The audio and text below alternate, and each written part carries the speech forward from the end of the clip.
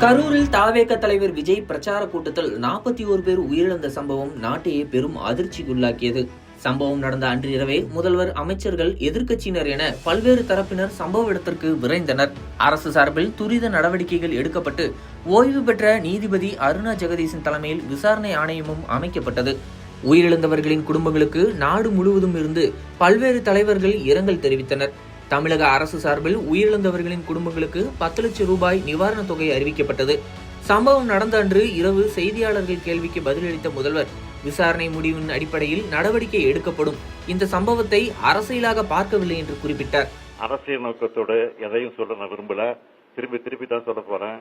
ஆனா ஆணையம் அதுக்காக அமைச்சிருக்கிறோம். இந்த ஆணையத்தின் மூலமாக உண்மை வெளிவரும். அந்த உண்மை வெளிவருகிறவர் நிச்சயமாக உரிய நடவடிக்கை எடுக்கப்படும். அதே வேளையில் பரப்புரை முடிந்ததும் தாவேக தலைவர் விஜய் உடனடியாக சென்னை புறப்பட்டார். இதற்கிடையில் திருச்சி விமான நிலையத்தில் 30 பேர் உயிரிழந்தது குறித்து செய்தியாளர்கள் கேள்வி எழுப்பிய போது பதில் எதுவும் கூறாமல் சென்றுவிட்டார். சென்னையில் தரையிறங்கிய பிறகு சம்பவத்திற்கு வேதனை தெரிவித்து எக்ஸ் பக்கத்தில் ட்வீட் செய்திருந்தார். சம்பவம் நடந்த 2 நாட்கள் ஆன பிறகும் தாவேக தரப்பிலிருந்து எந்த ஒரு நிர்வாகிகளும் பாதிக்கப்பட்டவர்களுடன் களத்தில் இல்லை. நேரடியாக பேட்டி கொடுத்தோ நேரில் சென்றோ இரங்கல் அல்லது வருத்தம் கூட தெரிவிக்கவில்லை. அதற்கு மாறாக சமூக வலைதளங்களில் கரூர் துயர சம்பவத்தை பற்றி பல்வேறு வதந்திகள், அவதூறுகள், சந்தேக குற்றச்சாட்டுகள் என பல கருத்துக்கள் பகிரப்பட்டன. தொடர்ந்து சமூக வலைதளங்களில் கரூர் துயரம் திமுகவின் திட்டமிட்ட சதி என்று தாவேக ஆதரவாளர்கள் மற்றும் விஜய் ரசிகர்களும் இன்ஸ்டா இன்ஃபுளுசர்களும் கூறி வந்த நிலையில் முதல்வர் ஸ்டாலின் முக்கிய வீடியோ ஒன்றை வெளியிட்டார். அந்த வீடியோவில் இந்த சம்பவத்தை வைத்து வதந்திகள் பரப்ப வேண்டாம் என்று முதல்வர் ஸ்டாலின் வேண்டுகோள் வைத்தார். அத்தோடு எந்த அரசியல் தலைவரும் தன்னுடைய தொண்டர்கள் சாக வேண்டும் என்று நினைக்க மாட்டார்கள் என்று தெரிவித்திருந்தார்.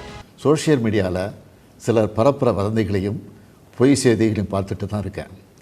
எந்த ஒரு அரசியல் கட்சி தலைவரும் தன்னோட தொண்டர்களும் அப்பாவி பொதுமக்களும் இறக்கிறத எப்பொழுதும் விரும்ப மாட்டாங்க.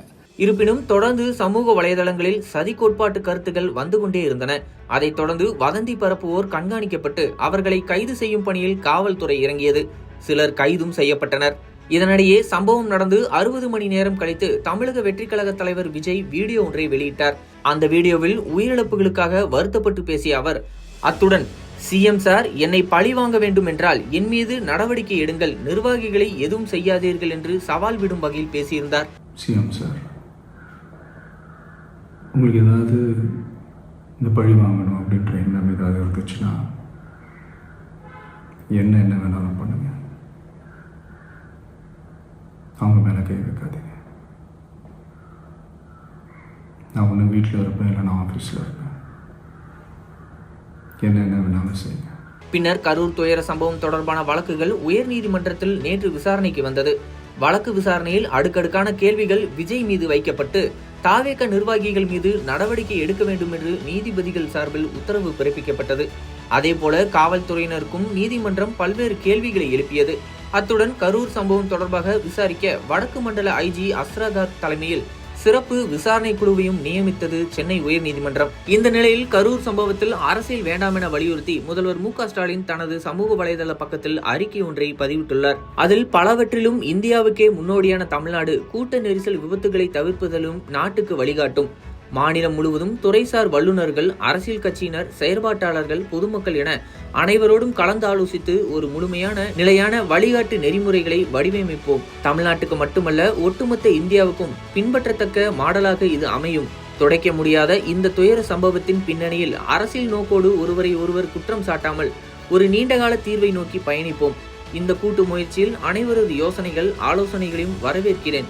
ஒவ்வொரு உயிரும் விலை மதிப்பில்லாதது.